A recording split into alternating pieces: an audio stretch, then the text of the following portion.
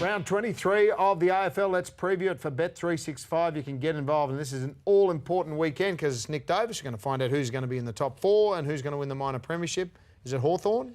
Yeah, I think it is. After last week, they were very impressive against the Swans at the SCG. Well, you got a first-hand look? I did. I was out there doing my best. I couldn't get in the way, but no, they were very impressive, and they look to sew up top spot this weekend. Collingwood have to win against Essendon. A couple of very disappointing performances from Collingwood, but Essendon, well, they've just gone backwards, haven't they? Massive lead queue in the rack, I think, for the Bombers. Too many injuries. Collingwood at least have got something to play for this week, so they'll win. Adelaide could get a minor premiership if the results go their way against the Suns. It's highly unlikely. GWS take on North Melbourne. North too much to play for. Fremantle the same against Melbourne.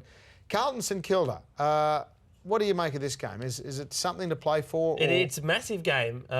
Could be Brett Ratton's last game. It could be his last game for the clubs, respectively. Obviously not where they're going to finish on the ladder, but for going into the off-season and players' futures, coaches' futures. Brendan Goddard might be his last game for St Kilda. You just don't know it at the moment. Richmond, Port Adelaide, similarly for a lot of clubs and players as well. Brisbane, the Western Bulldogs. And the other big game, of course, Sydney and Geelong. I've left it till last.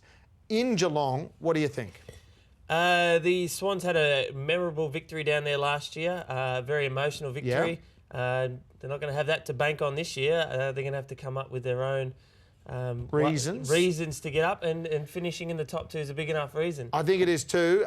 Geelong were great a couple of weeks ago, not so great last week, and I reckon there's some issues there. But look, it's going to be close all round, and we still don't know who's going to make the top four. We know who's in the 8, and it promises to be a ripping round of AFL football, the final one for 2012. Get involved with Bet365.